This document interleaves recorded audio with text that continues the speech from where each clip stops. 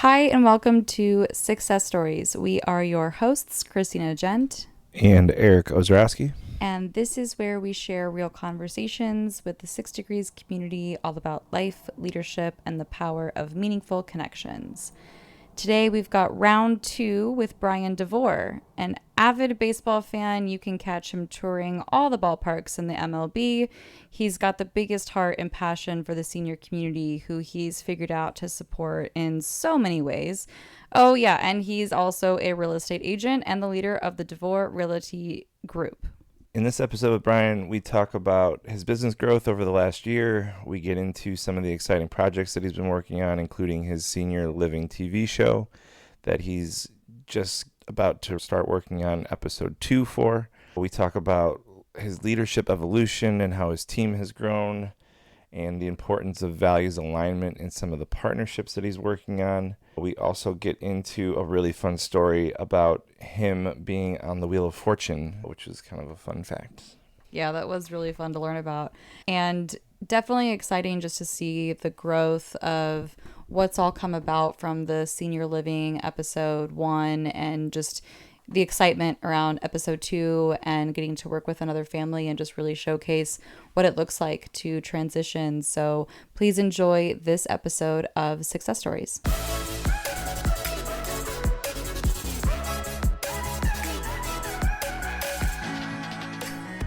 Well, welcome back. Thank you. Welcome back. Yeah, I'm glad I'm back. This is Yeah. fun. So kind of full circle. I'm excited to do it again. It's wild that it's been a year. Yeah. It doesn't feel like, it doesn't. We've certainly, Eric and I have certainly gotten way more comfortable in here. You were our very first guest ever. So from then to now, and even just listening back to that episode, I was like, okay, yeah.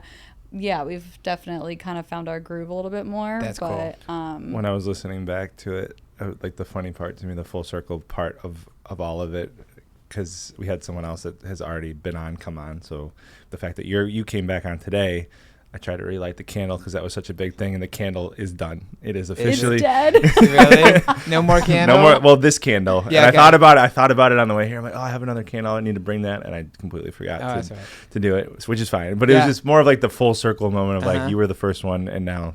Right. That's hilarious. Because when I heard it on the episode 2, I was like, oh yeah, the whole candle thing. And then we've lit the candle every time since then. Yeah. And then now here we are with no candle. Right. Well, okay. So I don't know what that means. It's only good. You guys just think only good stuff, right? It means something good, not negative. It's going to be something good. So, yeah. Someone put our That fire is out. We won't burn the funny. place down, so that's good. As a check-in, let's see, Wednesday, we're midweek. What's something positive that has already happened this week? I made it home. That's always good. I was out of town for a wedding. Okay. My nephew got married on Saturday. Awesome. So that was cool in Washington, D.C. And on Sunday, my wife and I are hitting all the baseball parks. I think you went and talked about that. So we went to see the Padres play the Orioles, which was cool. Nice. And we had a perfect streak of every time we saw the Padres on the road, they lost. They finally won. Yeah, perfect streak. We finally won. So, because we were convinced if they didn't win the game, we were never going to go see the Padres again on the road because we didn't want to be the jinx. Oh. But they won, which was great. Go to the airport for our flight, and you know where this is going. Mm-hmm. Flight was delayed and then delayed and delayed, and finally it was going to be flying into LAX instead of San Diego to try to beat the curfew that San Diego has. Oh. No noise after a certain time, because apparently you can break the curfew if you're flying from LA, but not from back east. Then they said a little bit later, yeah, we're not going to do that. We're just flying into LA. We'll land around 1:30 a.m. You're on your own after that. Whoa. Meaning, stay in a hotel, get a flight the next day, rent a car, whatever you got to do to get home, that's on you. So we immediately booked the first flight out Monday morning and got a hotel, stayed overnight, got about 4 hours of sleep, hopped on the plane, landed in San Diego at 9 a.m., like nothing had ever happened, other than the fact that we were exhausted. Yeah. So one good thing that happened is I made it home. You made it home. Mm-hmm. Wow. Oh, what a... Yeah. That's so annoying. Travel's kind of tough. Yeah. But especially from all the way on the other side of the country. Yeah. Jet lag's real. Oh, It's for a sure. real thing. Yeah, from the East Coast to the West, for sure. That's yeah, tough. that's not a... It was direct, though, right? Like that. It was a direct flight. So other than directly indirect to LA, not yeah. San Well, Diego. thankfully we flew into San Diego on Monday, so we didn't have to deal with the Oh, LA okay. stuff. So you waited the whole trip and pushed it till Monday. Yeah. And got a direct flight Yeah. first thing in the morning. Got it. Okay. So that worked out okay. So yeah, so that's cool. You know, what else? I mean, caught up on sleep, which was good, but no, it was good to kind of catch back up into work and just kind of see what the team's been up to and stuff, and all good stuff. I'm just super excited about where the team's at, where they're going, what they're doing, and taking on more responsibilities when I'm gone. I purposely don't text right back. Let them try to figure stuff out, and they invariably do, which makes me feel good and bad. It's like, great, my team's self-sufficient. Darn it, my team's self-sufficient. You know, they don't need me. But it frees me up to be able to do more, to bring in more business, and just to be able to, you know, help more people out there. Yeah, it's a different kind of work. Yeah, exactly. So no, it's all good. It's a good thing. So yeah, so it's been a good week so far, and looking forward to this weekend. Got Father's Day coming up, so kind of excited about that. I texted my son, and I'm like, you know what this Sunday is? And I did a little emoji with a guy with a party hat, and he said, you're celebrating your birthday? Because it was my birthday last week. And I'm like, no, it's Father's Day. And I can't repeat on the podcast what he texted back. Basically, oh darn, but more colorful.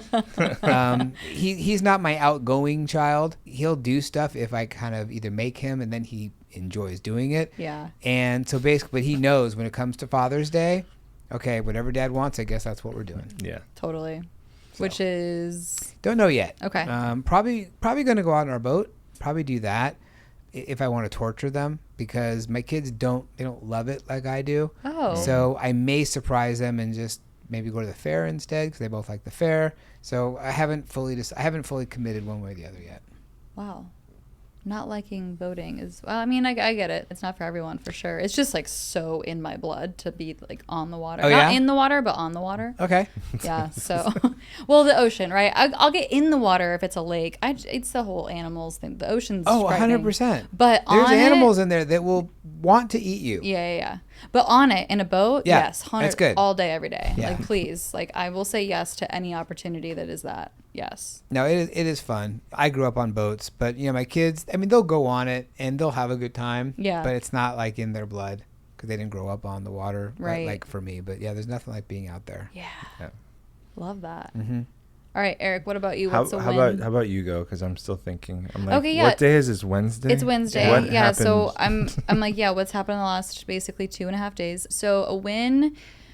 This is now 2 weeks in a row of somebody that we didn't know and wasn't expecting that has filled out the new member application. Nice. So coming from outside sources, last week it was, I mean, they wrote down it was from LinkedIn that they saw us and found us, Great. which was like, wow, that's incredible. Yeah. And then this one was a referral from someone who's outside the community.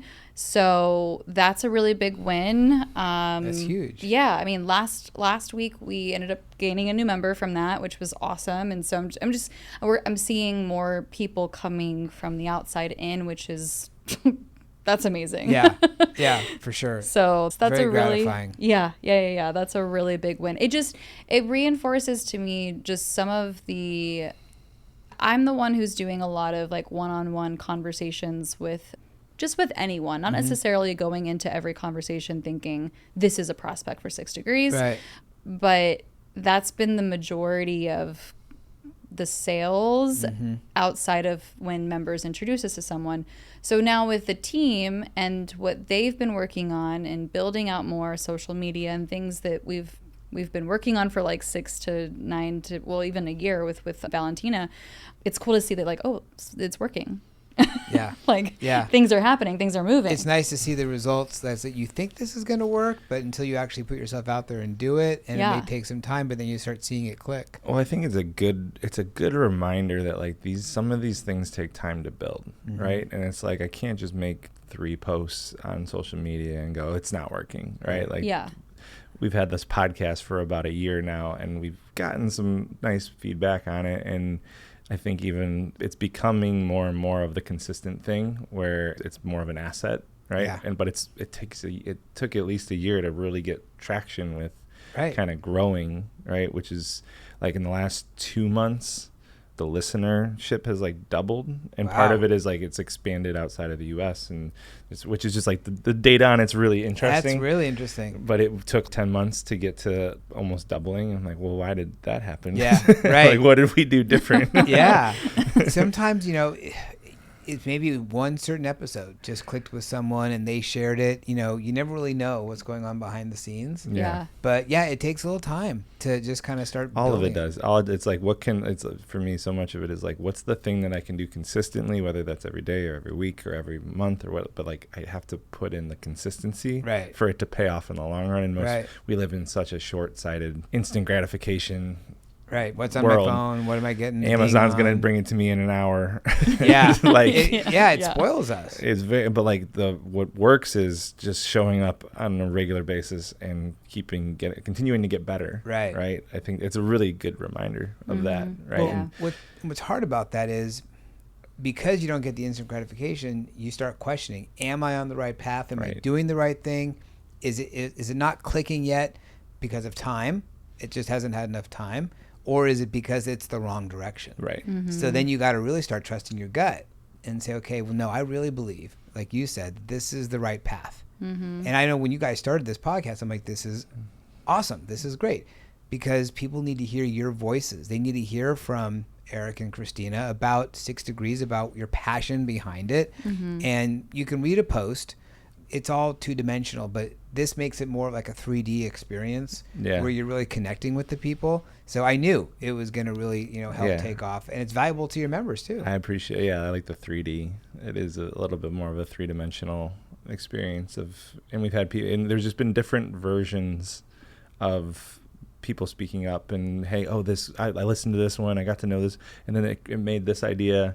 And we've had people like, and the other thing to pay attention to with it too is like not getting lost in like, even on social media, it's like, I didn't get any likes, or I didn't get the engagement or the comments. Like we literally had someone the other day call us and be like, I've been listening and this has had such a positive impact on me and where I'm at and what I'm going through. And they've never left a comment or rated the thing or anything, right? It's like, so more people see and listen and hear and read all this stuff than what the quote unquote metrics even say. Yep.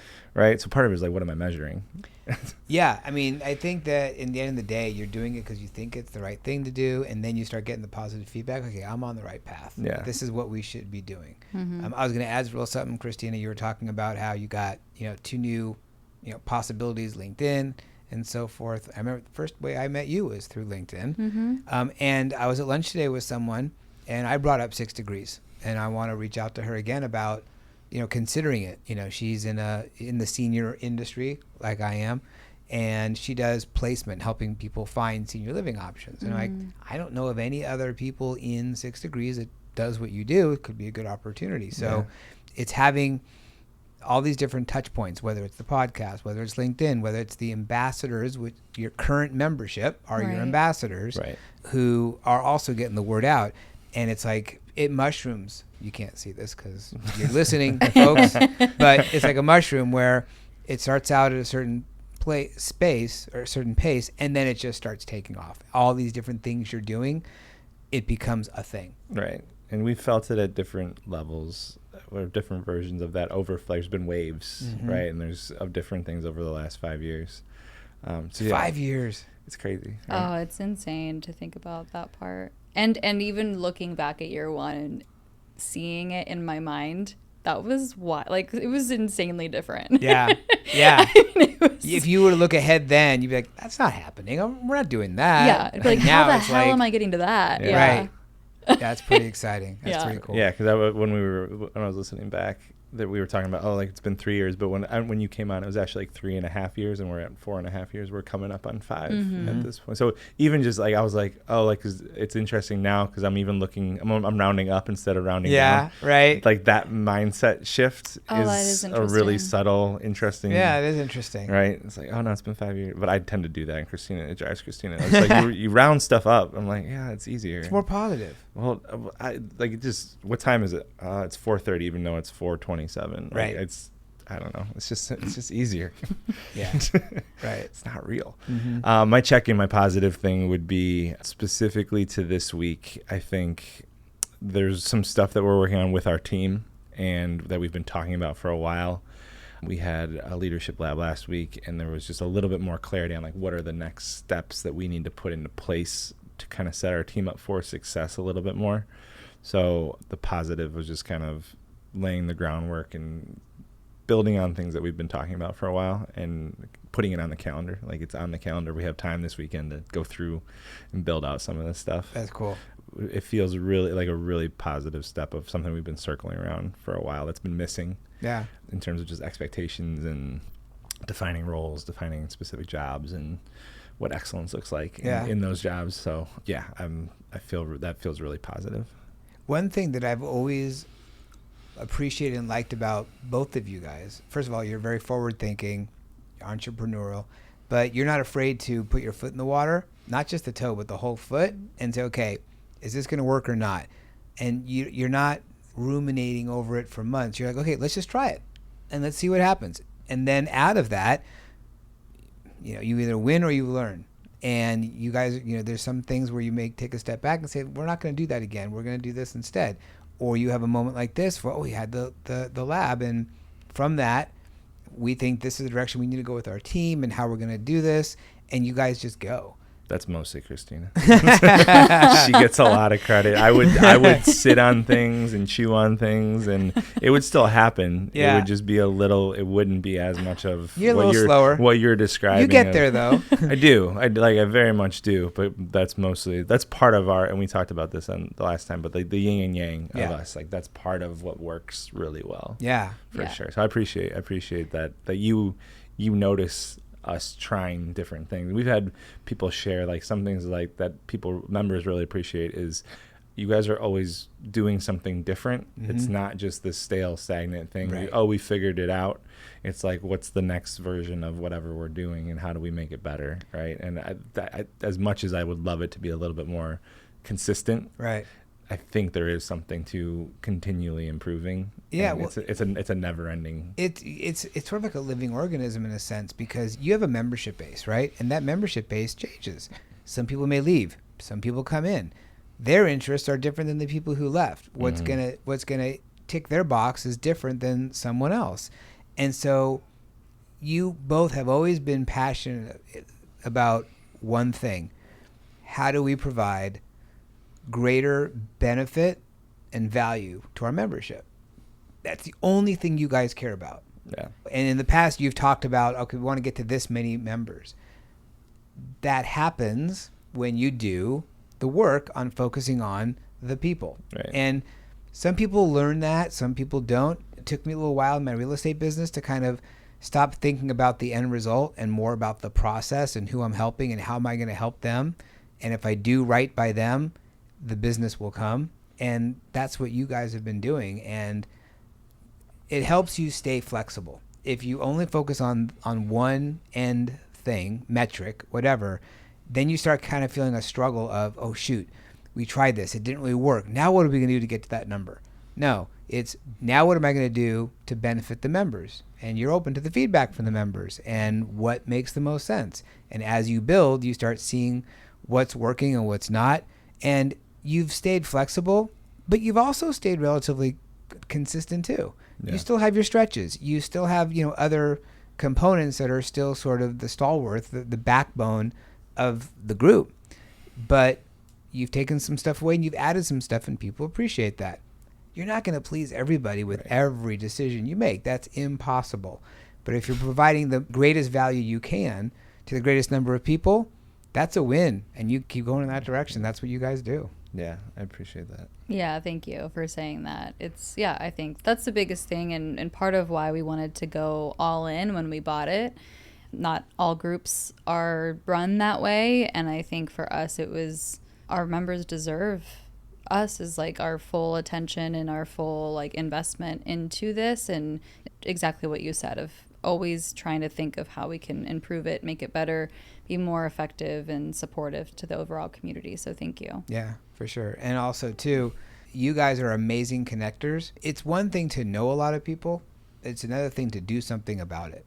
And when I get an email from one of you or a text from one of you, hey, I just met this person. I thought of you because of X, Y, or Z.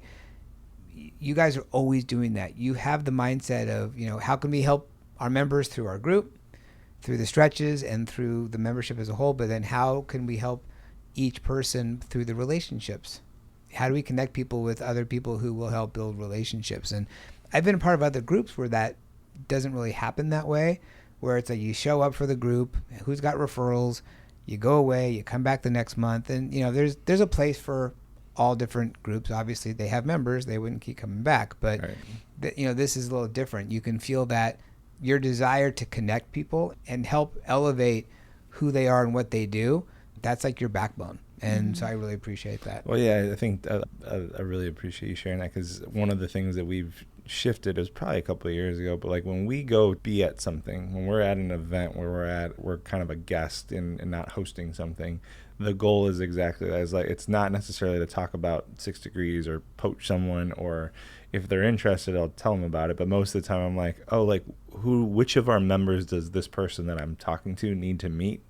So it's almost like this outsourced networking thing. That's what our approach has been. Yeah. It's like, if I'm at the event, it's like, I'm trying to think of, you need to meet this person. And indirectly and hopefully they go, they meet you and they go, Bryan's amazing. And maybe you share about 6 Degrees, or they come back and go, Bryan, this person, Eric and Christine introduced me to this person. They're all great. Oh, wait, they're all members of this thing. Maybe I want to be part of the thing. Right? But and that's like, if that happens, great. But it's more of like, to your point, how can we help? How can we support our members and have and to me, that's what networking could be, instead of like, I'm in this room and like, who's the right person for me? Right. Right. Exactly. Rather than thinking about like, do I have a client, or do I have a partner, or do I have someone that I can kind of hold while I'm here? Yeah. Or a couple people, maybe the group. Yeah. It's a subtle mind shift, but it's a critical mind shift. Yeah. And not everyone, thinks that way or can do it. And over time, I think I was more that way before, where it was more about, okay, well, who do I need to meet for X, Y, Z? But now I'm more of that same mindset of just keeping an open mind, so that when I meet someone, a light bulb goes off. Oh, that person would be great to meet this person. I need to make that connection. That's fun. I think all of us have been the person in the walks in the room was like, I was told I need to be here and I need to get something out of it so I can prove that it was worth the investment or the time or whatever. Right. And like, again, there's a time and a place, and we've all been there at some stage in our lives. Yeah. I'm positive of it. Yeah. And it's just not the most effective way to operate. Right. There's so much more abundance in thinking about other people. Rather good than word. What's in it for me? Yeah. Good word. Abundance. I always try to think every morning, before I start my day, who am I going to help today? Yeah. In what way? And, probably not going to be picking someone off the ground necessarily. That's helpful, but what connection am I going to make? What problem am I going to solve? What door am I going to open? But always thinking about others and, who am I going to help today? And invariably there's more than one who you can help. Yeah. And then it obviously it does come back. I fully believe in that. Well, I think the other part of that question, the really cool part of that question, because I actually do think we talked about this a little bit last time when you were here. Who can I help? And like, what are the ways that are authentic to me that I want to help people, right? That feels in line with like not going out of my, they're stretching myself. Yeah. But like, there's probably 4, 5, 6 things that each of us do every single day that if I labeled it as helping someone, I could do it in my sleep and I would love it and it energizes me and I get excited about it, rather than like, I don't normally I'm supposed to make 3 calls to someone when they pop into my mind and I never do it because blah, blah, blah, blah. It's work. Right. Yeah. But like there's natural things that we all do. So if it's like the first question is like, who am I going to help today? And then I just have in the back of my head, like, what are the 5 or 6 ways that I typically help people pretty regularly without even really thinking about it? Yeah. It's like, I'm halfway there. Yeah. It's like, now I'm just like, it's kind of like a spider. It's like, who's coming into the net today? Right. Exactly. No, that's a very good point. Right. Yeah. I love that. When I'm going to shift gears just a little bit because this really blew my mind today. I was re-listening to the episode, and I downloaded the transcript of the episode, and then I threw it into AI, and I was just like, I was trying to see if it would come up with any good questions that I actually liked. And the answer was no. I was like, this is just kind of whatever. But then when I said that to the AI, it basically, because I was like, I want like fresh conversation. I don't really want to dive into some of the things that we talked about last time. Without me prompting it to do this, it looked you up and gave me actual like information from like your like the TV series, like things that it could clearly find online. Yeah. But I didn't ask it to look up anything. I didn't ask it like, hey, like research Bryan and nope. I literally nothing. I just said no, like just give me fresher questions, and it just decided that it wanted to look up who Bryan Devore was and find whatever it found. And then I don't know how much. Well, no, actually, I remember it even said at the very end. It said something about go to this YouTube, go to this specific video clip, and then at this moment for that clip and like watch the. And I was like, I'm sorry, what? So that's very cool and creepy at the same time. That's nuts. Yeah. So that was my experience today. That Sure. What are questions I can ask Bryan Devore? Hold on, let me look up what Bryan's been up to on the internet that I can pull, and I'm going to give you some questions. And if you want the references, here are all the references of the things he's been doing. This episode, this timestamp on the episode, that's crazy. Yeah, it really. Now I'm curious to see where it went. Yeah. You know, which episode of what show that it went to. That's wild. Yeah. I can send you the like what it's the chat. Yeah, what that was. But that I was mind blown. Yeah. Because I didn't specifically ask for it to do any research, and so the fact that it just made the decision to do research, I was like, whoa, okay. Yeah. Wow. Okay then. You do you, AI. But creepy and I mean interesting, exciting. There's a lot to. Well, I mean, this for so long. Like if I'm meeting someone, or for the first time, or we're getting back together and we're just grabbing coffee, one of the most effective things that I could do is pull up someone's social media, like see what they've been doing, see if there's photos, see if there's things, just to have some things threads to pull on. And it sounds like AI is now there, where I don't have to. I can probably like schedule some of that and build agents to have it do it for me. Like, hey, like on my calendar, it says you're meeting with Bryan, and I say, okay, cool. Scrape the internet for anything new in the last 3 months that Bryan's done. Oh yeah. Give me the ammo so that we can have the conversation. I was talking to someone a couple weeks ago about him using AI in his business, and he was just briefly talked about a couple things he does. I'm like, I didn't even know it could do that. It's so like. I'm feeling behind on the way that people are implementing, and there's just a gap of people that are figuring some things out and getting a lot of time back. It just makes me wonder. So it did all this research, and so just the difference between I can save time on research if it's pulling all of this information, and then there's the question of being honest and genuine when I do actually sit down with this person. Because if I'm just saying like, oh yeah, on your recent episode this was said, and then am I being honest? So like, I didn't actually watch it. I didn't consume it. AI told me about it, right? Or am I just pretending that I saw it, right? So then it's interesting what people are going to end up doing with that ammo. Yeah. Sure. Well, I mean, part of it is, there's kind of some surface level things. If I can have the bot scrape some stuff, and I was like, okay, you kind of pay attention. But if I've been in conversations where I'm curious and I'll like dig into like certain pages of a website and be like, oh, I saw you talked about this. And they're like, oh, you like really were paying it, like you were looking. Right. You don't just find you can't just like pull that. Right. You were actually reading some things, and like it can take 5 minutes to just go on someone's LinkedIn, look at a couple things, pull up their website, scan through the pages, and like that takes a little bit of time, but at the same time it can be really valuable to show like I'm coming in prepared. Yeah. I have things that I want to talk about.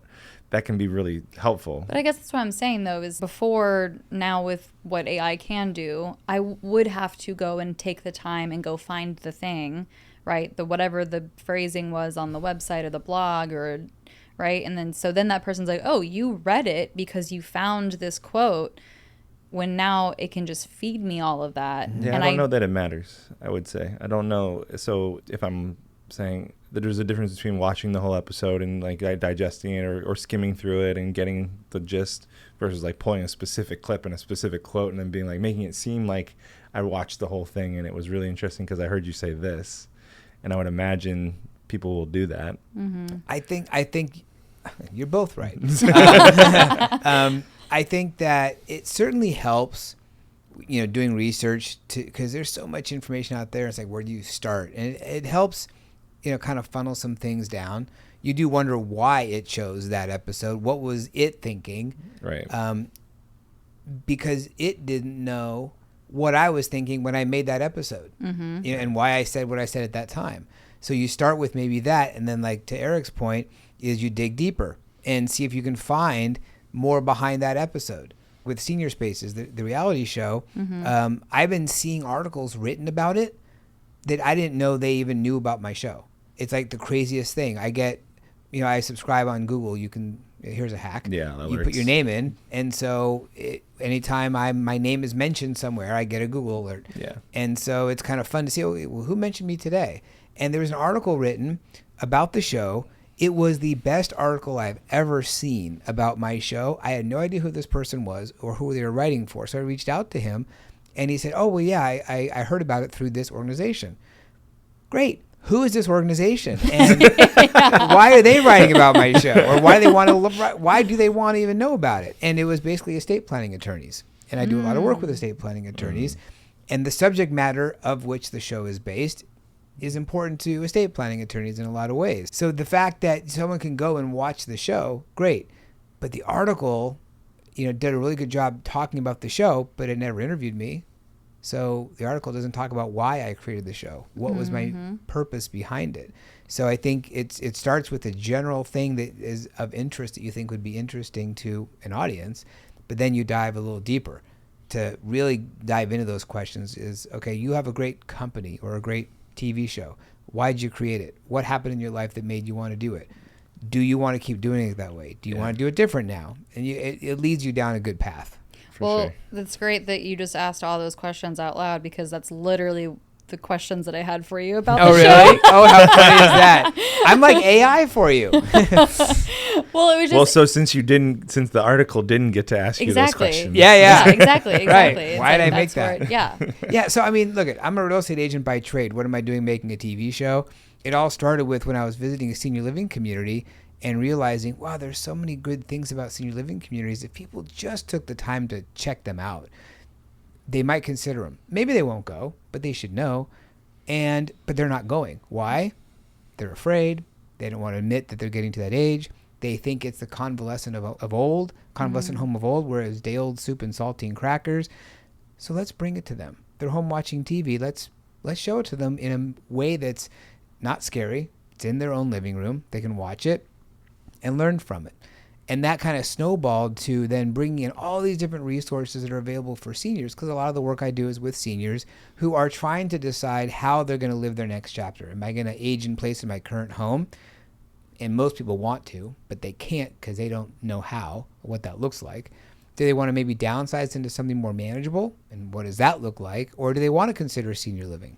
So why don't we show a couple going through that process? Yeah. And I guide them through the process and help bring up, look, it was an hour-long show with commercials and everything else, and it was the tip of the iceberg. I could not talk about everything. My producer had to edit so much down as it is. So there's so much we can talk about, but it was so gratifying when the show aired on cable, and I'm actually going to rerun it on cable because, spoiler alert, we're going to start production on the next episode in August. Nice. So I'm excited about that. Yay. Yeah, it's like I had to just say, we're just going to do it. And I told my producer we're doing it. He said, great. Now I have to go get some sponsors, but we'll figure that out later. Yeah. But just having it out there and having people call and say, hey, I watched your show and it was so helpful for me because of this or that. And can you help me with this? It's like, what would that person have done if they hadn't watched the show? What was their plan for themselves to age successfully, or for their parents or whatever who they're helping? Mm-hmm. So to be able to bring those resources, and it gets back to what we were talking about before, if I just focus on helping these people, how many of these people are going to wind up having me buy or sell a home with them? Probably not a ton. There will be some, but just knowing I'm helping all these people where they wouldn't have done it otherwise. Right. Or at least helping them plan before mom falls and breaks her hip. and now they are struggling. Or even, like you said, having an idea of what's possible. Yeah. Or like changing the narrative of what a living in a home could be. Correct. Right?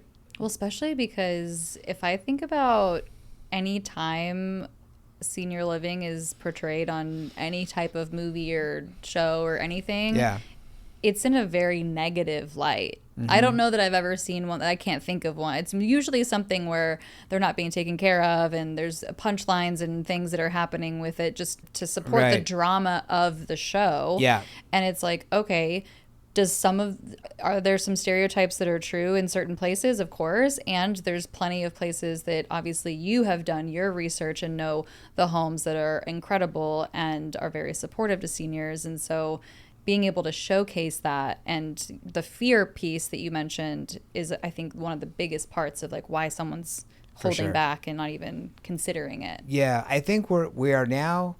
So I made a similar show 7 years ago. I made a couple episodes of it. It was a half an hour. It was a good show. I was proud of it, but it was almost before its time. I think that our society is ready for this now.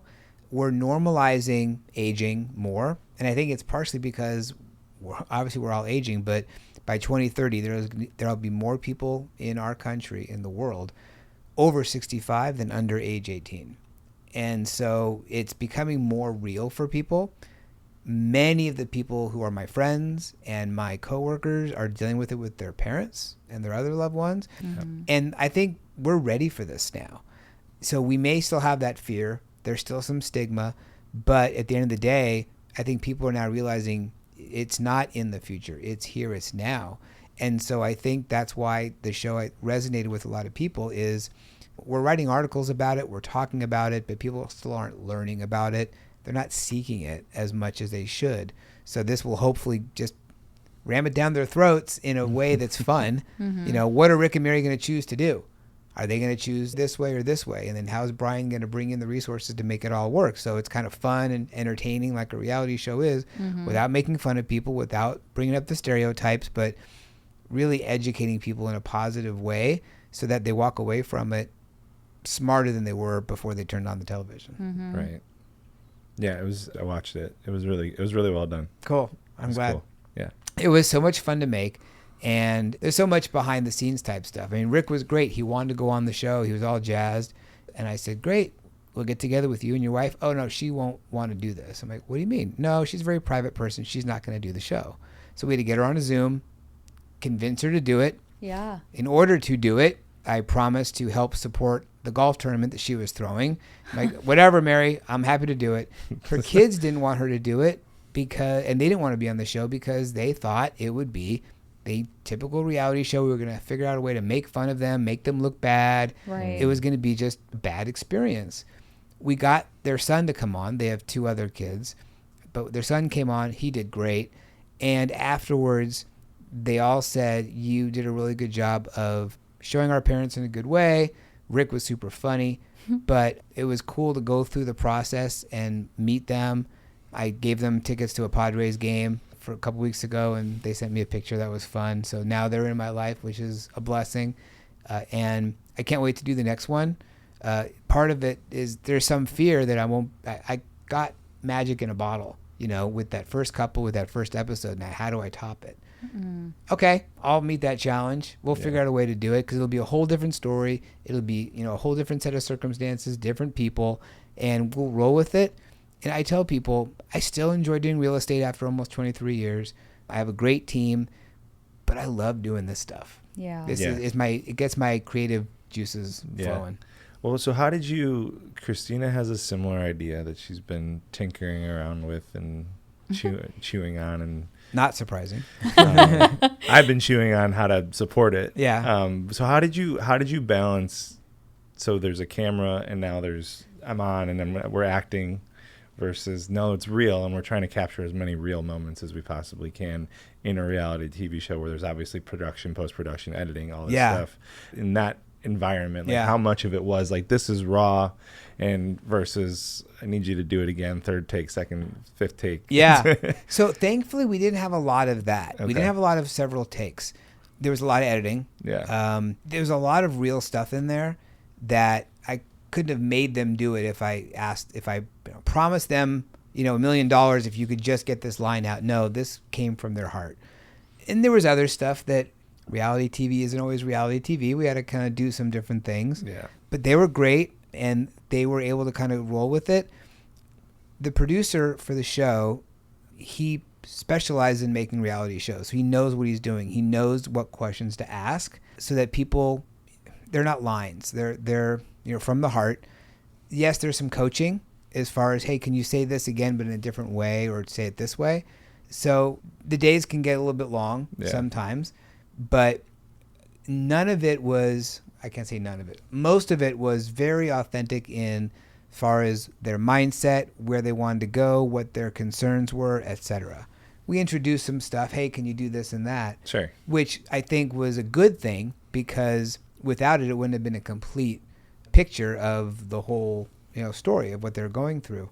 So yeah, there is, there's some balance for sure between, real and versus cameras on. You got to do things multiple times. It gets a little tiring sometimes, but I just kept focusing on, I can't wait to see what this looks like. Can't wait to see what this looks like. Sure. Mm-hmm.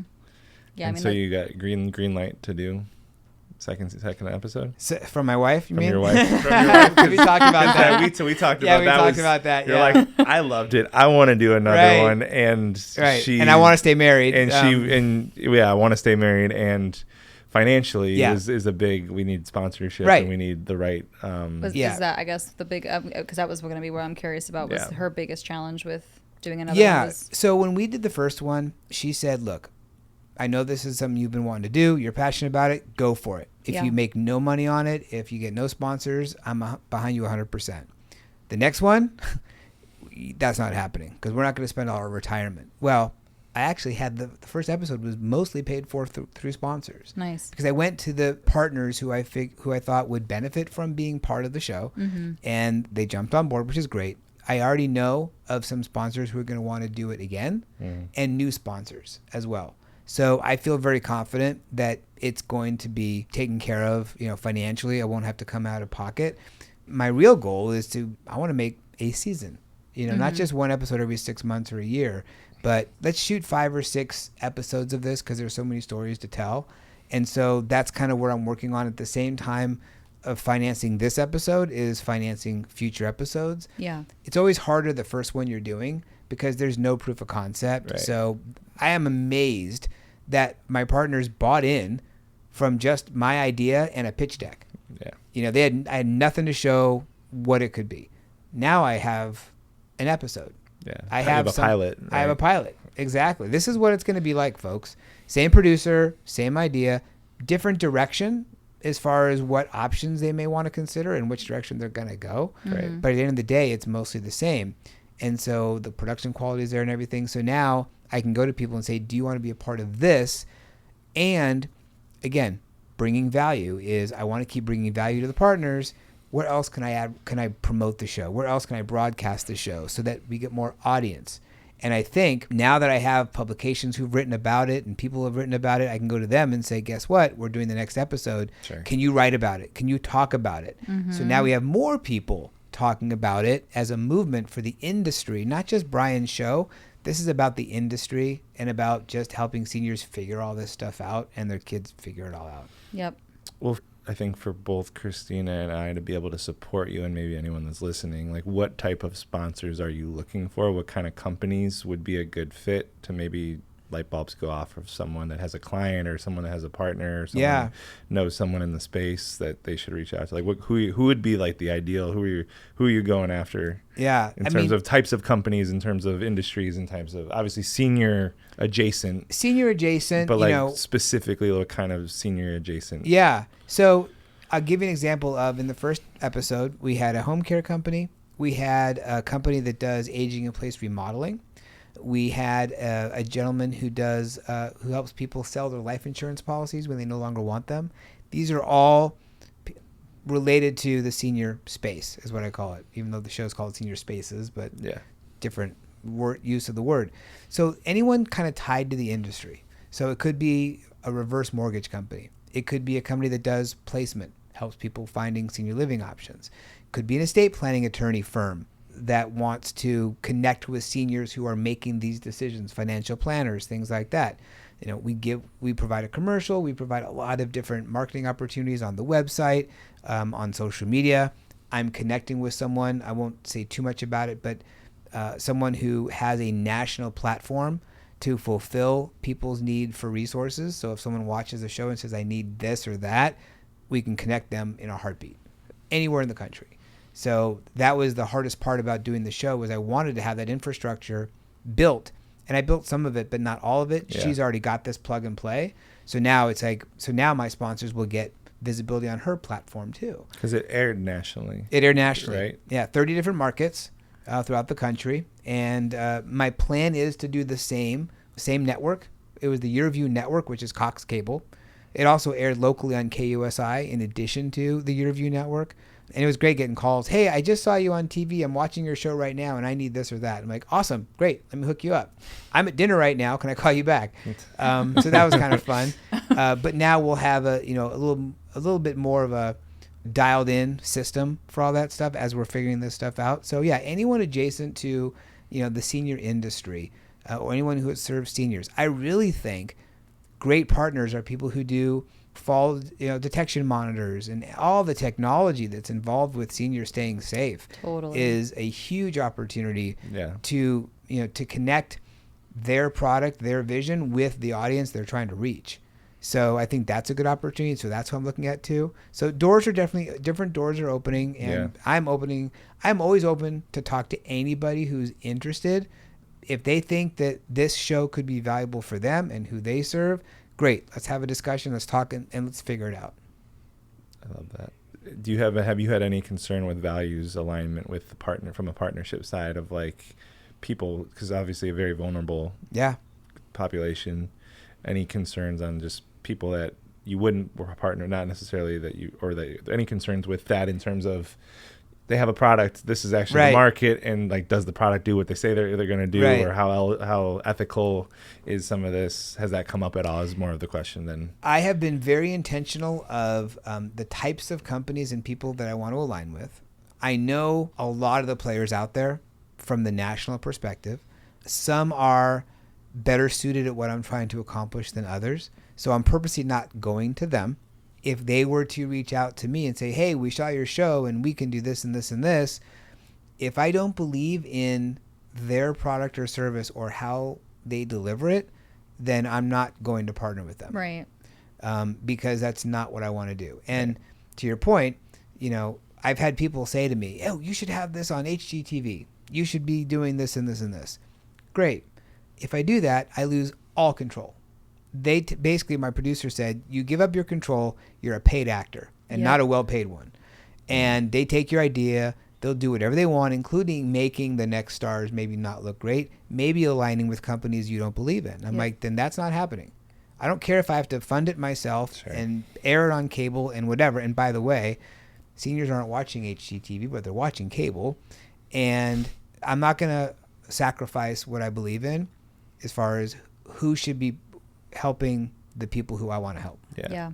I feel like that's an important piece for sure. 1,000%. I mean, it goes hand in hand with the way that we've built relationships and community, and its purpose and values, right? That's how we interview people. And so it's the same thing, right? I think there's the avenue of, I just want to make my money and I'm going to just take whatever. And at the end of the day, what is it that we all have is our name and who we are. Yeah. And, if we don't do a good job of protecting our name and our image and who we are, I got to wake up in the morning and go to bed at night feeling good about what I did. And like same thing with you guys and your intention with 6 Degrees. It's doing the right things all the time. 'Cause at the end of the day, you know who you want to be and you know what you want people to know of you guys.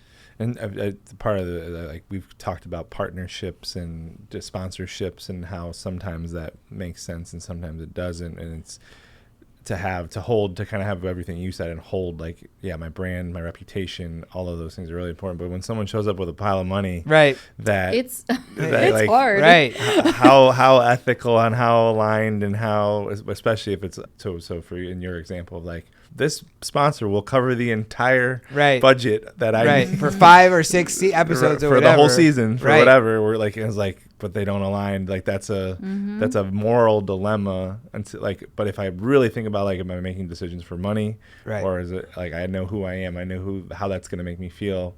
That puts people, just humans, in a very peculiar place. Most of us don't have the backbone, Right. to be able to say no. Everyone has a price at some level. Right. I guess is part of it. My wife brings this back to me all the time. Why are you making the show? Yeah. To help people. Every decision I make, will it help people? Now, even if I align with someone who I don't fully believe in, could they help people? Sure, they might help a couple people, but do they do it the way I really want to do it? Right. I have to have that conviction, like we talked about, conviction that this way of making the company is going to work. I have to have this conviction. Then it doesn't become a dilemma. It's a binary switch. It's a yes or a no.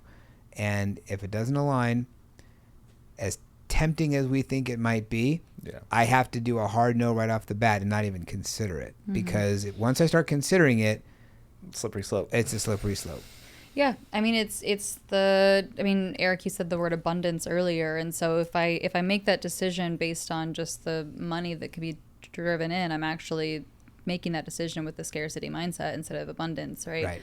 That's a good point. The Savannah bananas, I'll use them as examples for as long as they keep doing what they're doing, right? Because that's a really, really good representation of what we're talking about. He's a genius. Yeah. Jesse is a genius. And he hasn't taken corporate money, sponsorship, anything. Like, there's millions and millions of dollars that they have left on the table, and he's like, yeah, because I'm not doing it for that. Right. And look at how, successful in my mind, right? It depends on our own definitions of what success I think is. under almost anyone's definition, Savannah bananas are pretty successful. Yeah. Right? It's so cool to see, and just the lives that they have impacted and changed and touched, and it's so heartwarming. I'm like, yeah, that's the abundance mindset. Yep, exactly. Yeah, for They're sure. so cool. Yeah.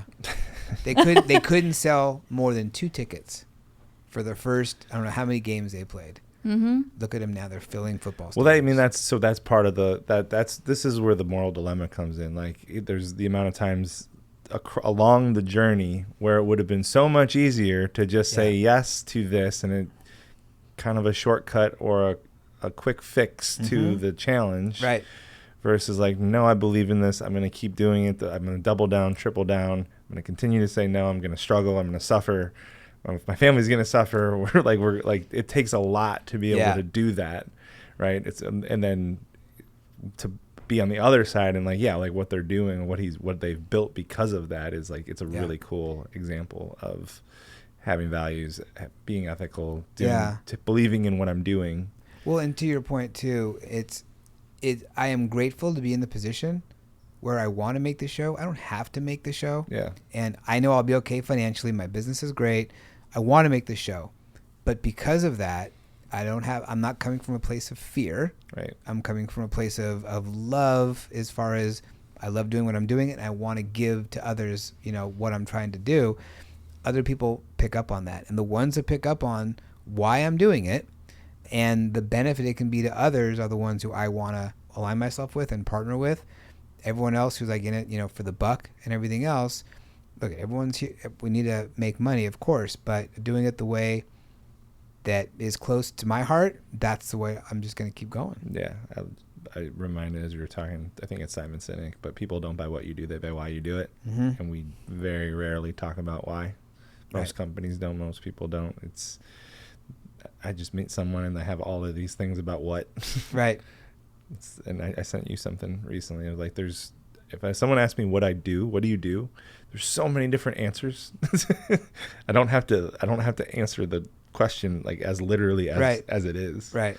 I can talk about the future. Mm-hmm. I can talk about the people that I'm helping. I can talk about the idea that I'm really excited about.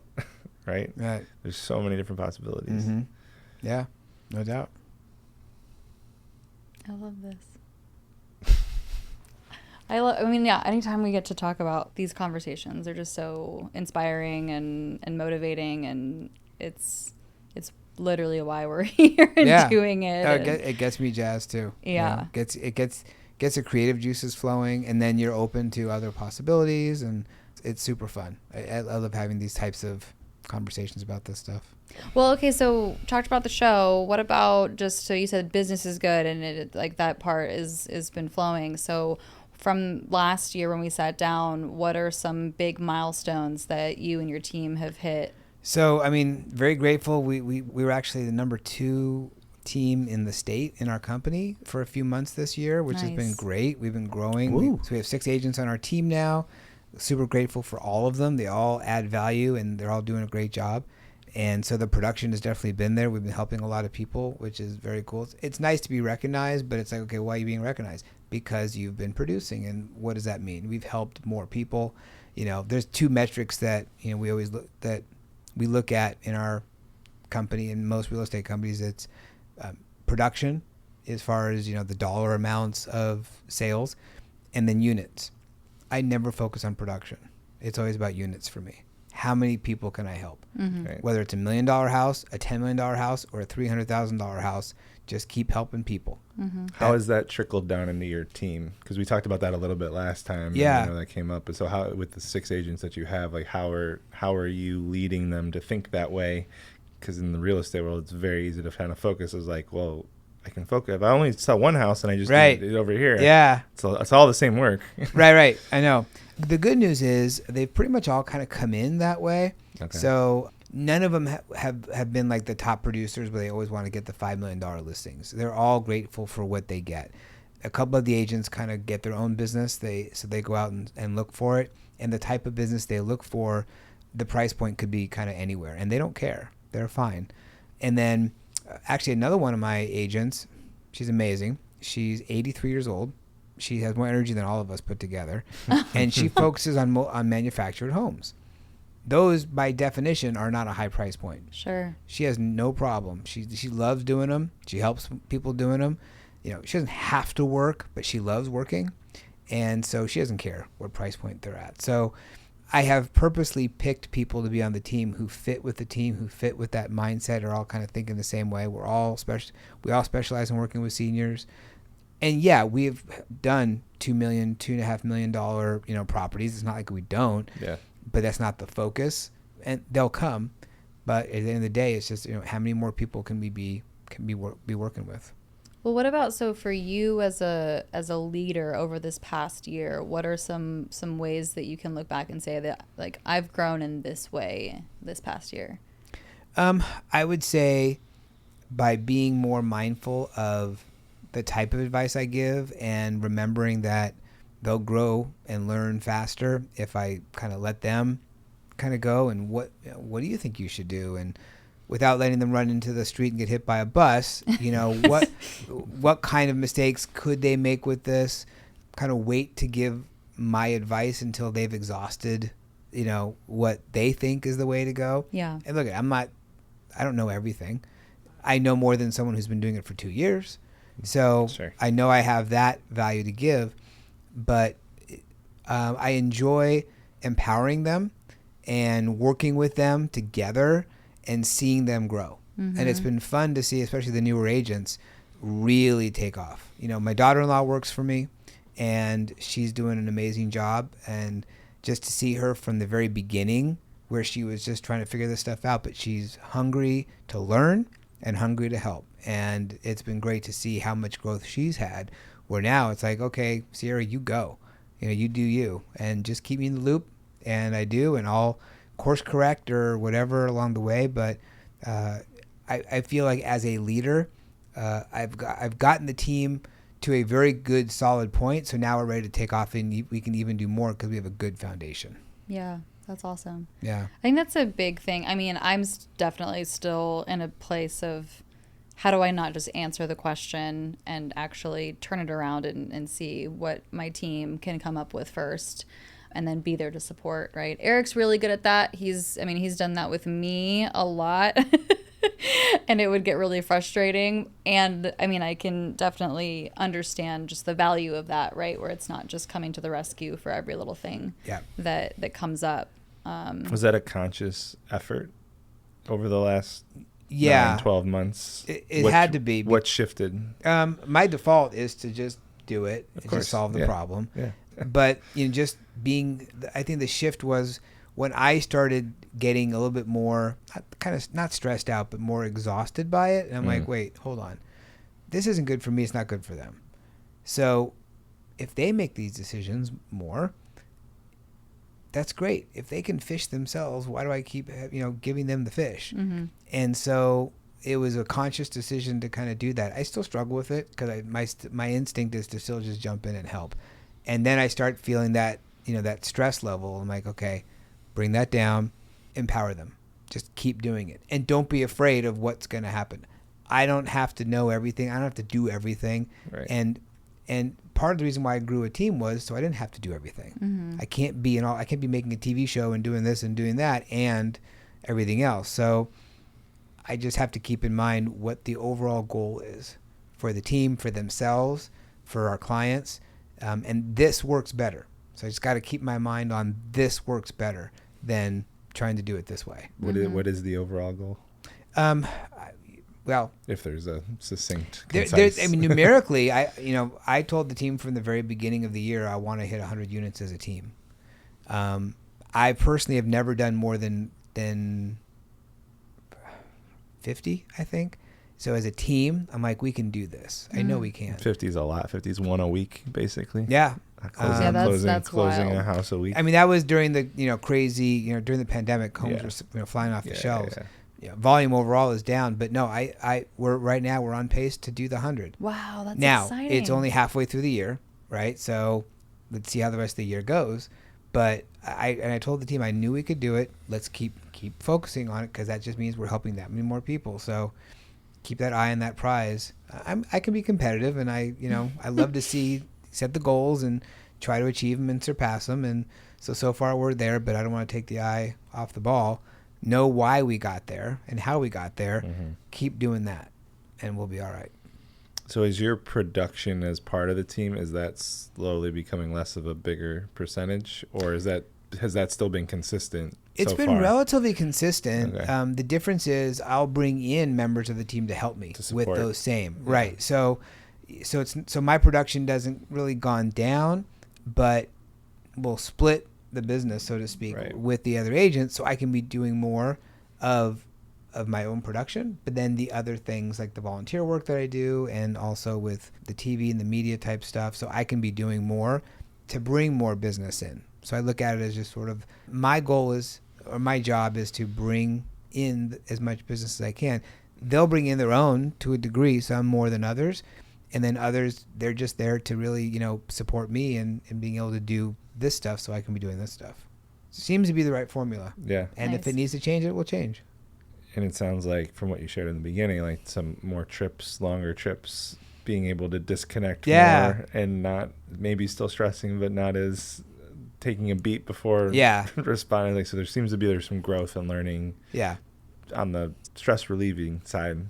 Yeah, for sure. Yeah, I mean, I gotta unplug, and I gotta just, step away, and being able to do it and knowing that things will go fine. And then being able to, if I'm filming for the show, it's like being able to turn off my phone for 3-4 hours at a time to do stuff, right? And everything will be all right. Do you think anyone close to you would notice the difference in the last year, or is it more of a personal, like you can tell? I don't know. That's a good question. Yeah, I guess I should ask my wife what she thinks. Yeah. See how she'd answer that question, or do I want to know the answer? Do you want to know the answer? Yeah, no, I don't know. It's trap. It's trap. Don't do it. I better think about what the answer might be before I ask the question. Yeah. No, I think that she would say, look, she knew what she was getting when she married me. She has a 9-to-5 job in HR, and she does great at what she does. But when she's done for the day, she's done for the day. Yeah. For me, there is no done for the day. Right. And so when we go on vacation, she's like, look, I don't mind if you're on the phone. Just don't take the call or do the texting while you're crossing the street and about to get hit by a car. Sure. And if we're doing something in the middle of something, and so I totally get that and I respect it and I try to be mindful of that. And I want us to have a good time together when we're doing stuff together. So I don't want it to be a drag. Yeah, I think there's a big difference between like just, well, this is funny. I was about to say the awareness, and that was the buzzword from the first time that we had you on, the amount of times that we said that. Really? Oh my gosh, it was kind of comical. And I'm going to say it anyway, because just the awareness of when am I actually, I can still do some work on the trip or on the vacation, and when am I taking the moments to do that and check in and maybe need to close a deal real quick, and then the moments of, no, this is us time, everything's off, and I know that the team's got my back. Right. Yeah. And even if they don't, that has to be okay. Yeah. For this moment, that has to be okay. Yeah. Yeah. Because, there's plenty of people who they're like, no, I'm going to take the call every single time. And it doesn't matter. I'll be in the middle of my wedding and I'll pick it up. Yeah, that would be a problem. I'm not sure I'd be married right now if I had done that. But yeah, no, I totally see where you're coming from. It's the same kind of, like, to some extent, it's the same kind of thing. Like, if the deal is this big, and it's the same sponsorship conversation. Right. Like, if it's, this is a $5 million listing, do I kind of put my rules and boundaries aside and go, yeah, but honey, it's just, you'll thank me later when I do it. Or it's like, no, this is the line in the sand that I have. So in that kind of case, she'd be like, you take that call. She's encouraging it. Like, you better take that one. No, she would. She said, because I know we're on this trip for that reason. Right. You know, so she gets it, Yeah. you know. So there, if you're just answering a text from an agent for something that can be handled later, no, not happening. Right. Yeah. But for something like that, I think she'd bend. She'd be like, I'll just hang out by the pool. You go do that. Right. And she's done that in the past. Yeah. And then I make it up by being more present in some other situation. The interesting part is it's the same conundrum, though, right? Yeah. Because it's like, well, no, I'm on vacation, and if I said I'm done, I'm offline. And whether that is a big deal, small deal, whatever, it's actually the same moral dilemma. Yeah. But justified in a different way. It doesn't feel like this doesn't align with me piece. Right. But it's still kind of the same thing. It's how you navigate the gray. Yeah, for sure. Mm-hmm. Not right or wrong, good or bad. Right. It's just like it's an interesting, like, oh no, my wife would encourage me to take that one. Yeah, sure. A little different outcome. Yeah, it benefits both of you. For sure. This is maybe an odd question, and if it flops, it flops. Or maybe Eric, you'll have a better way to say it. I'm curious, what's something that most people don't know about you and you don't really get to talk about a lot that would be fun to know about you? I'm a pretty much of an open book, so I don't think anyone would be surprised. You know, there's nothing I really gonna hold back. I was on Wheel of Fortune once, so that's kind of a fun fact. That's fun. Yeah, that was How'd cool. you do? So I came in second. Okay. And I didn't make it to the bonus round. Someone else did. But, you know, I always tell people there's two important rules. The biggest differences between playing the game in person and playing it at home. Okay. Number one, at home, it's always your turn. So you can yell out the answer whenever you want. I knew the answer for 3 puzzles, and it never got back to me. It wasn't my spin. Someone else got it. And number 2, at home, there is no bankrupt. And when you spin the wheel for real, and I landed on bankrupt when I had like $12,000 on a certain puzzle, and I was 1 letter away from solving it, and I hit bankrupt, and the next person solved it. So, you know, it's funny. I've watched maybe 2 episodes since that time. It was 12 years ago I was on, because I had PTSD. It's like, I should have won. Yeah. But I still have the name badge from it. I have the letter I got, you know, from when they said you can come on. So it was an awesome experience. Got to meet Pat, got to meet Vanna. So it was really cool. How does that come about? Did you apply to be on it, or like what's the process for? Yeah, my ex-wife signed me up. Wheel of Fortune. Okay. Yeah, she didn't tell me she did it, but we're divorced now. Like, good luck. Go embarrass yourself. We were married at the time. No, we were married at the time, but she knew I liked watching the show, and there was one episode that we were watching where I solved the puzzle with no letters. Whoa. And she's like, okay, you got to go on the show. I'm like, whatever. Well, I didn't know. She signed me up, and she got the email that, okay, you can come try out. And I went and tried out, and I guess I did good. And I got the letter saying you get to come on. And then it was a few months later that I got to go on, and it was in November. And they tape 6 episodes in one day. Sure. Okay. And 5 of those episodes are for a week long. And then the 6th episode is like a throw-in. I was on the throw-in one, so it wasn't a theme week. So, but I mean, it was an amazing experience. Everything is so much smaller in person than in real life. Like the board isn't that big, the wheel isn't that big, the audience isn't that big. But yeah, it was a super fun experience, and I would have done it for free, but I won some money, which was great, enough to buy a little extra car.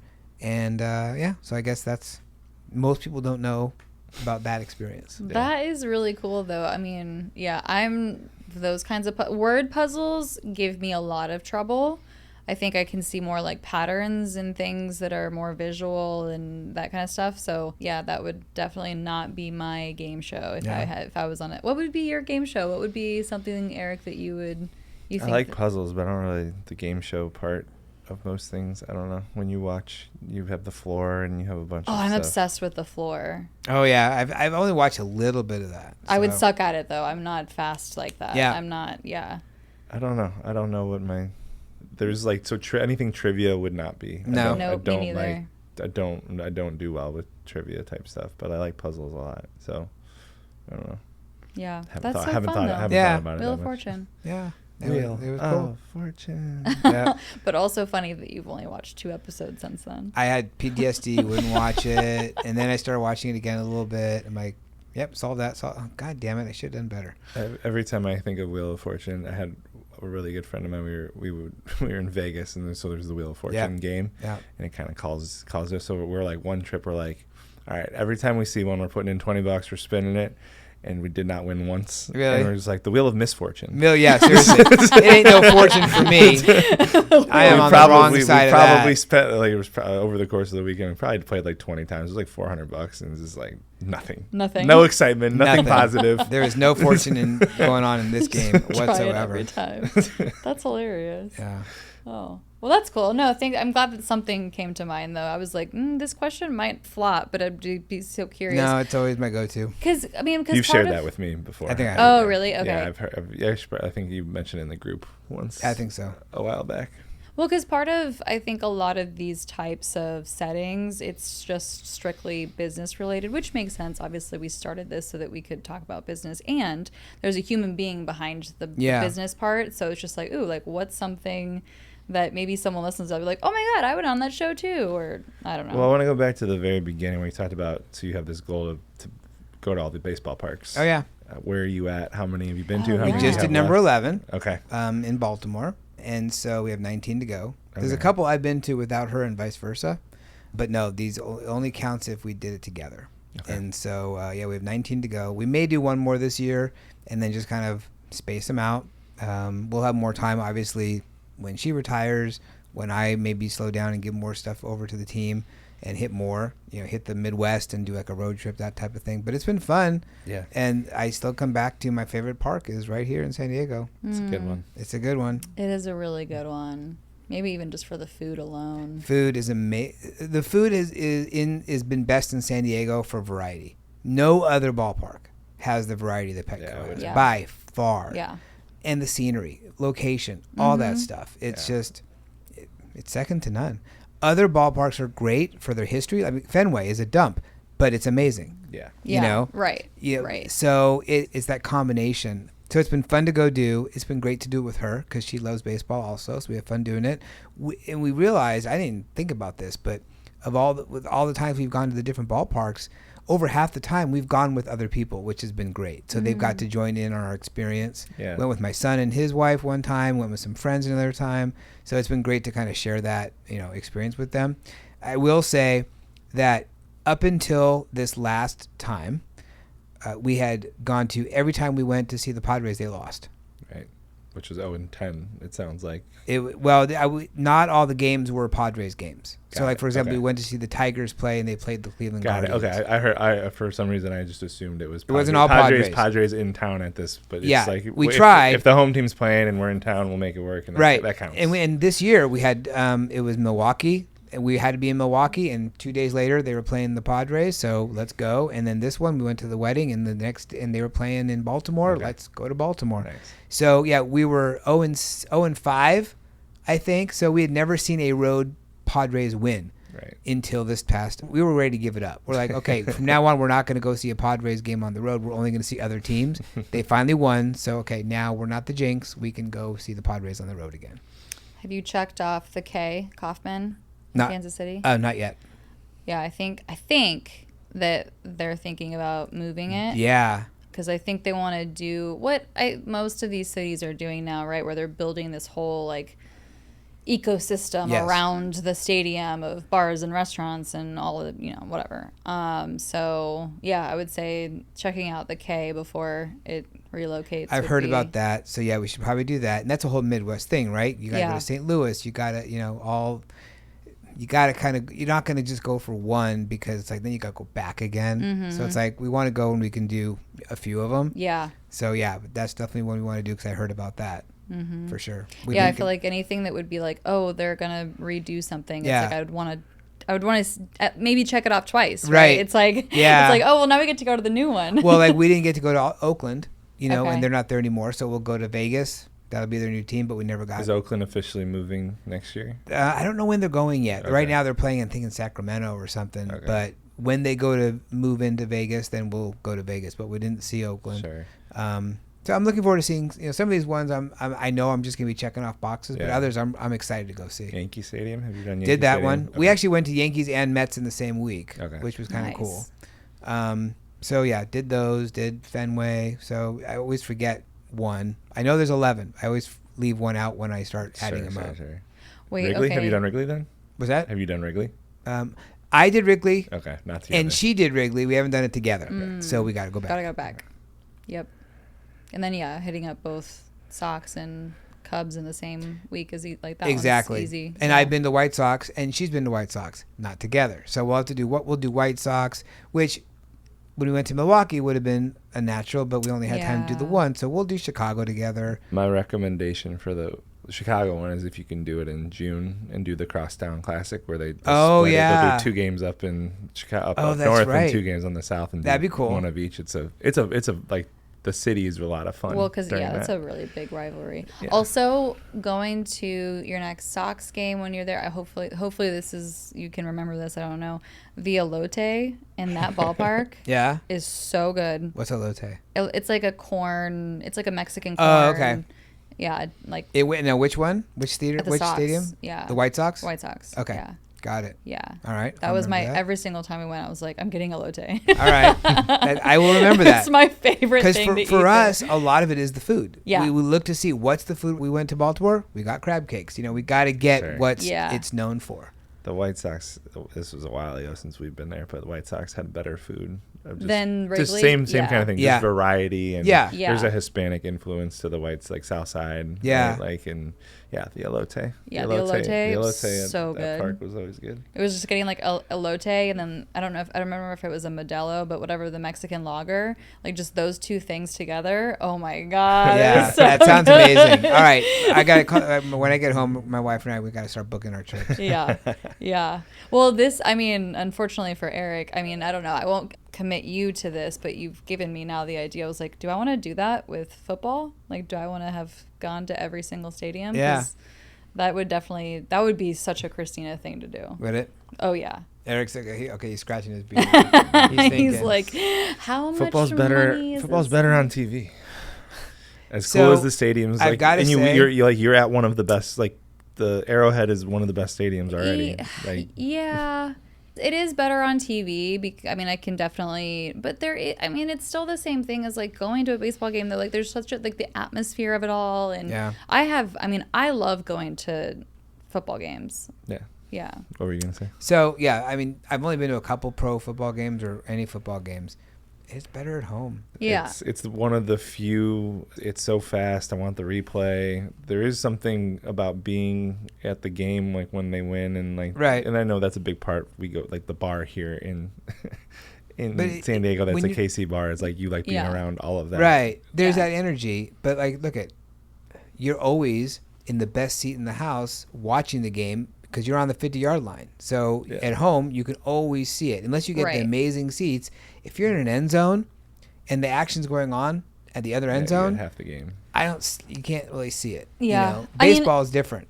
Right. Baseball, it definitely is different. I think if I were to do it, it would certainly be, it would be for only Kansas City games, right? It's like going to see Kansas City in all of the stadiums. Because that, I mean, the thing about football is the rotation happens so much more frequently, right? To do that with, I mean, well, then with baseball, I guess there's so many games, but even with the Royals, they were here last year, and they won't be back, or they won't play each other again. They do it every other year. Yeah. It's every other? So, yeah, for the teams, so like we play with the balanced schedule in baseball, we play every team. And like one year we play Boston in Boston, the next year Boston comes to us. So hypothetically, you could go to every stadium and see the Padres in just a couple years period of time. Right. Now, Yeah. no one's got that time. Yeah, if you had the time. Not yet. Retired and traveling with the team. Right. And with football, you could see the other teams in your division on the road, but then you only, how many other games do you have? There's only 17 total. So it might take a little longer. But I challenge you to do it, Christine. I believe in you. Yeah, I think this is you've given me a really fun goal. Good. And it wouldn't have to be anything too crazy, right? It's like, I have time. Right. I mean, well, unless something crazy happened to me, right? Knock on wood. Knock on wood. Yeah. But I mean, yeah, as far as just like life goes, if I get to make it to my whatever, I have time to hit up 2 games a year, or even one game a year. There are people who start, they're called stampeders. The people who go to because we actually literally have a book and you get stamped. Oh, nice. In the team store, they have a stamp and they stamp your book. So they're called stampeders. But there are people who started as stampeders in their 60s. Yeah. Sorry. And they've hit them all. Now, if you're retired, you get in an RV, get on the road for a few weeks, you can knock a bunch of them out. Yeah. So we'll do that at some point, Yeah. because I can even work remotely for that period of time if I needed to. Yeah. So All right, well, I'm going to go home and I'm going to pick out the one on the calendar that we're going to What this are we year. doing this year? there you go. God damn it, Brian. Sorry, Eric. Didn't mean that to happen. Well, look, I haven't been to SoFi or We have Vegas not yet, been to and those SoFi. 2 are easy from here. So, Yeah, come for on. sure. You can go to you can go to SoFi and you can see the Chargers and the Rams, and yeah, you can go to all the stadiums, and Totally. yeah, you'll hit them. Yeah. I believe in you. That was the one thing about moving here. It was like with the Chargers, if they were still here, it's like we would have had a built-in game for the Chiefs here, locally. Right. It's just like, it's kind of annoying. I know. Got to go up. You gotta go to LA, which Gotta is a go to LA. nightmare. Yeah. But Yeah, I've heard SoFi. we'll make it parking lot. happen. You will. Yeah, we will. For sure. I think the question I would love to end with is, so Eric and I have been having more and more conversations about just defining, so if like success, the word, however that's defined for each person and what that means, it's usually in the dictionary about achieving milestones and status and fame and wealth, right? So if whatever our definition of success is, and then so for us, like success being defined as who we get to celebrate those milestones with. And who we're surrounding ourselves with. And so 6 Degrees being the entrepreneurial version of that, right? So it's like I have my family, I have my close friends, and then I have this community of entrepreneurs that I'm celebrating my successes with, right? And so I'd love to hear like what success comes to mind for you from this past year, or even just, in your career, of a moment in time that it was celebrated with people that you've built these really intimate relationships with, or maybe it is family, because I know that you work with family as well. And so even just an example or a story. Yeah, I mean, the thing that stands out for me is when we did the premiere for Senior Spaces, and I intentionally only invited people in the industry, all the home care people I knew, all the people in our industry. Because again, this show was not just for me, it was for the industry. And to have the room filled with people who really wanted to see it and were genuinely positive about the show before and after, and seemed genuinely excited for me and happy for how I brought this out to the public. The representation. Exactly. Yeah. And so that to me was success. Yeah. Was being in a room with my peers and feeling like, I had created something for all of us to, help elevate all what we all do, to help the senior population and their families. It was, that was pretty rewarding. So that's, first thing that jumped to my Yeah, I mind. love it. You did invite us to be in that room. We Yeah, had that's we had something already on the calendar. Yeah, that's that right. You night. guys were. I had a couple outliers, Yeah. and you guys, because you've heard about it. I've Yeah. been talking about it from the beginning Right. with you guys. Yeah, So 2 years ago about Yeah. how you used to have this a while back and you're yeah, bringing it back. yeah. and- It took a while for me, a couple of years. Yeah, but I and really, really cool to see. As for us as a member, sometimes we have front row seats to kind of people's lives, and certain people will talk about stuff, and it's like, okay, yeah, cool, and then to actually see traction and momentum and things, and it's live, and I did this thing, and I was talking about it a while ago. Like, it's always cool to see that things come to life. Yeah. Right. These kind of dreams coming into reality of like, yeah, you did that. Yeah. And it was really well done. Yeah. And I still pinch myself sometimes, but that's what entrepreneurs do, right? Yeah. Is we create stuff. Yeah, it's super rewarding to see. It's like, yeah, I did that, but now I got to do it again. Yeah. So that's where I'm at. But no, I appreciate the opportunity to grow with you guys, and it's been fun to watch your growth, and as I've been growing as well, and looking forward to the future. Yeah. Yeah.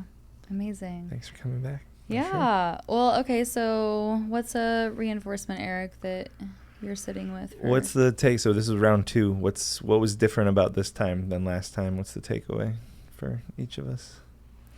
I'd say for me, certainly a little more relaxed, because, knew what to expect generally, unless you guys were going to surprise me with anything, which you didn't, which is good. We do like surprises. I know. You guys did great with that. And just because I have more to talk about, like with the show and stuff, and with the team and where I'm at right now, and I guess I'm back then I was at a place of, this is where I want to be. This is what I want my business to look like, and what I want like the show to look like and everything. Now, okay, I'm at a point where I'm proud of where I've taken it to, and I'm excited of where it's going to go next. So I'll come back next year, and we'll kind of see what's going on next year too. Yeah, I love that. The year reflect, like, just, I don't know that was intentional, but like it's been a year. Yeah. We see you throughout the year, and there's a lot of things going on, but to kind of just have a moment to pause and go, it's been a year. That's crazy. And there's so much that has happened. Yeah. And then to celebrate that a little bit and think about it. And it's like, yeah, well, I fucking did that. Yeah. Yeah. Right. It's pretty cool. wild. It's really cool. Well, it's almost like doing a feedback loop, right? Where when we do that with either each other or even the team, and getting to hear with the first question of like, what's one thing that you feel like you did well, and getting to hear what the other person feels like is like the big milestone that they reached or something, right? So if we're looking at this past year and just like getting to hear from you about like, what are the things from this whole past year that you're really proud of? And then it's like, oh, and then like from our perspective, we got to watch this other thing, and like, this is what I noticed, right? Yeah. So it's cool to just, we get to observe things and then also hear about in this conversation, what are those big things for you personally that you're proud of? And so that's really cool to have in this conversation. And then to answer just like the difference between the first time and the second time, certainly way more relaxed, even on our end. And it's Eric and I talked about this, I think maybe on the last episode too, of just putting in 50,000 hours or 10,000 hours. I was ahead of myself.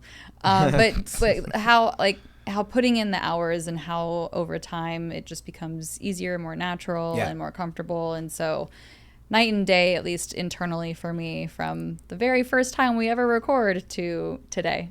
That's awesome. Yeah. I mean, just the fact that you were the first person that we had on. So again, thank you for being the guinea pig. Yeah. And I'm just sitting with there's definitely been growth, comfort. I think even the rhythm that you and me are trying to find, or not trying to find, that we have found.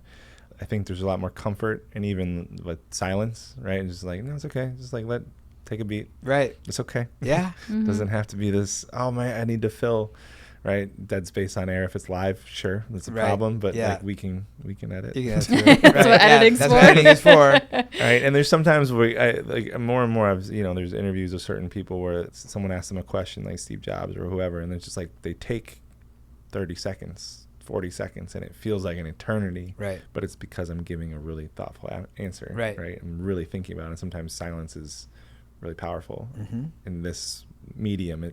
Yeah. Not ideal. Right. It's like, wait, did it stop? What happened? Right. What's going on? Where's the dead air? I think just being more comfortable with that and leaving space, like one of the big learning points for me is like, I don't want to cut you off. I don't want to cut Christina off. I want to ask a question and then shut the fuck up. Right. Let them go. Just let it. Yeah. Let them go. Let it go. I definitely noticed with both you guys, you definitely seem more relaxed, more at ease, more comfortable in your skin as far as who you are as host, but also with 6 degrees. Yeah. You know, We're getting more and more clarity every day. Yeah. So yeah, it's fun. Thanks for coming back. Yeah, thank you. Happy to be here. This is great. Thanks, guys.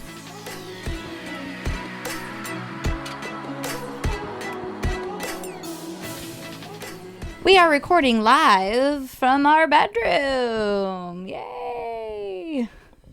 What if we were naked? Well, the listener would never No know. one would know. No one would know.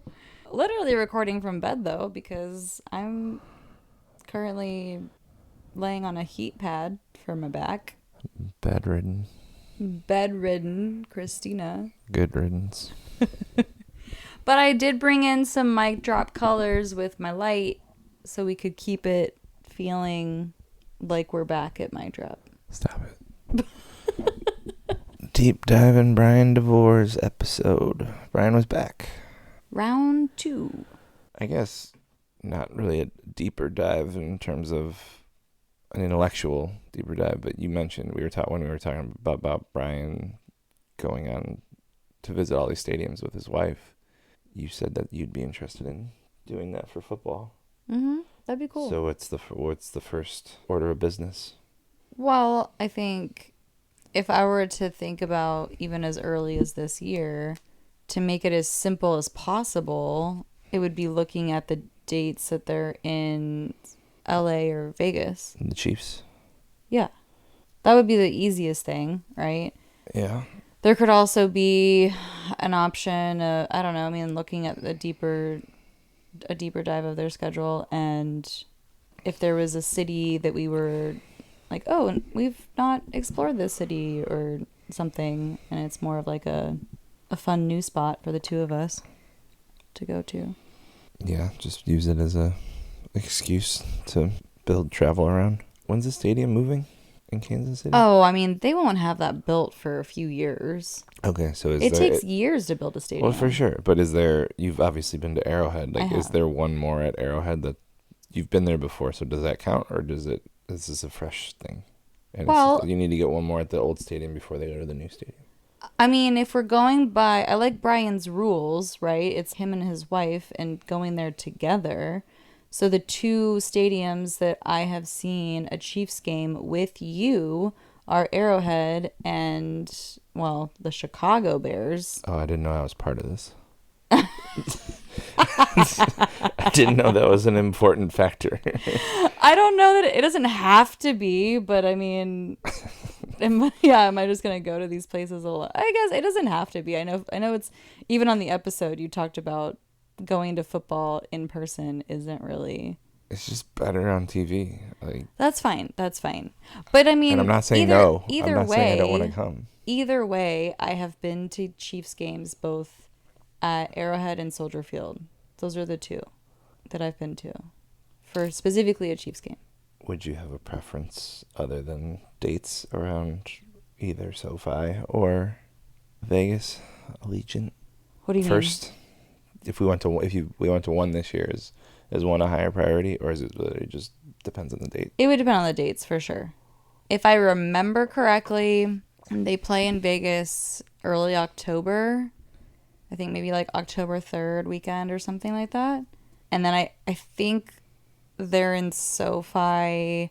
I think it's like the last game of the season or something like that. I don't even know if there's a time set for it. So it's kind of one of those probably super unimportant games and not as fun of a game.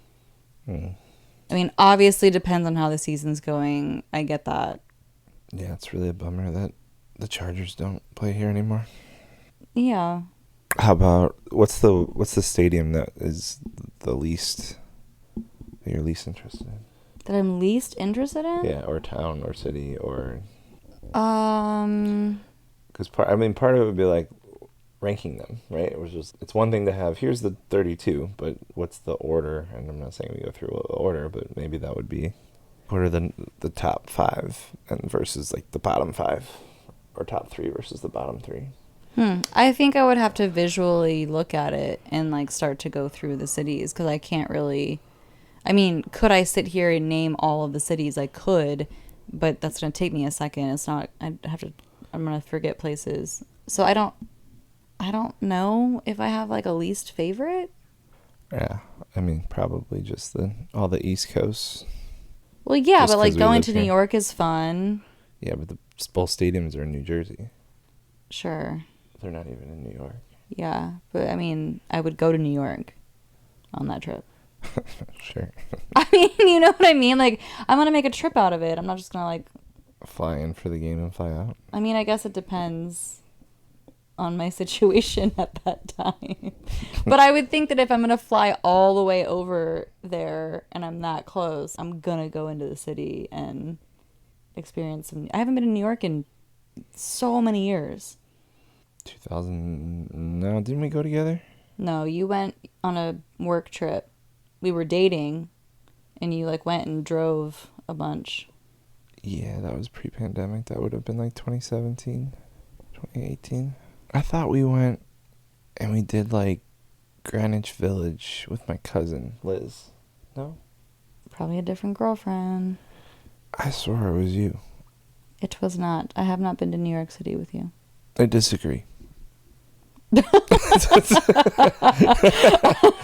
I'm changing that memory to be you. No, it was you. No, we did not go to New York together, I promise. Where was my cousin's wedding? On the East Coast. Wasn't that New York? Oh, no, that wasn't in New York. That was in Philly. That was in Philly? Yeah. But I thought that there was... Huh. That was the weekend we went, because we went to Philly, and isn't that when we also went and like visited the New England chapters of 6 Degrees back when that existed? Yeah, that makes sense. But I thought we went to New York. We did not go to New York. How much you want to bet? I would, all of my life savings. I've got a bunch of them. I swear we went to New York together. No. I'll get back to you. On what? I've gotta look up I gotta do some research. Bro, we have not been in New York together. I think we did. It's a different human. I think you're wrong. You're probably not. And wrong isn't the right word. I'm pretty sure we have. I can guarantee you that we have not been to New York together, dude.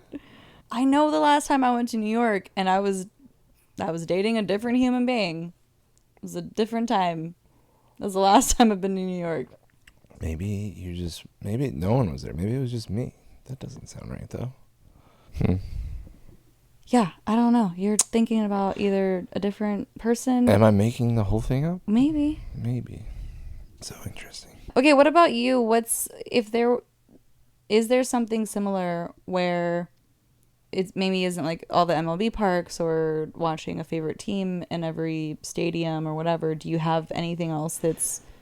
It would probably be more visiting the national parks. Ah, okay. That's a big... There's like 50 of them, right? Holy shit, that's a lot. Yeah, I think but it's the same thing where here's all 50 and you cross them off like a passport kind of thing. Yeah. How many have you crossed off? I don't know. I haven't. It's not been a priority or a rhyme or reason, but less than 10. Definitely less than 10. Okay. Somewhere between 5 and 10 probably. And a good chunk of those are just growing up and going on trips with my mom and dad. Yeah. So I don't know that those count. Why? I don't even remember it. Oh. Because you don't remember being there. Is the Badlands a national park? Is that on that list? I went to the Badlands, which is South Dakota. North or South Dakota? I think it's South Dakota. But I have no recollection of that trip. Sure. And the most recent one was, what's it called? Zion. Top of the list would probably be Banff. Banff? Mm-hmm. Yes. Where is that? No clue. You have no clue where it is? And it's at the top of your list? What the fuck? Oh, why is it at the top of your list? I've heard it's amazing. You don't even know where it is. Well, you know how my brain works. If I haven't been there, I haven't. It doesn't exist. I know. It doesn't exist yet. We So literally- let's look it up real quick. Oh my goodness. I'm not even pronouncing it. It's an N, not an M. So Banff, Banff. Banff? Banff? It's God, not how even. do I It's even not say even in that? the U.S. It's in Canada. Oh God. Well, No, there's another one. It's not that one. No, I'm gonna have to go down a rabbit hole of national parks and make a list. And I guess, is that even a real bucket list type of thing for you, or is that just like because of my question? I think your question is gonna turn it into a bucket list thing that you're gonna be forced to come on. Okay, well, if I'm being forced to come on yours, then you're being forced to come on mine. What do you mean? I will gladly go. I was just saying, I didn't know I was part of it. I didn't know I was included in the thing. Oh, you just expect me to go by myself? I don't know. I don't know what you do. I'm pretty sure you know 98% of what I do. We live together and work together, do everything. Yeah, maybe this is a you thing. And Well, I don't want to. then I don't want maybe the to. national parks is a you thing. Maybe. I mean, granted, you are going to want to do a lot more camping. Oh, yeah, Then camping and hiking and the Grand Canyon is probably actually the top of the list. There's another place. Well, that one's easy. It is easy. I've never been. There's another one, not Banff. There's another one that I think starts with a B. I'll get back to you on the list. Okay. I'll make the top 5. Well, and I can get back to you on my order of operations and what my least favorite cities. Put her there, bub. Put her there, bub.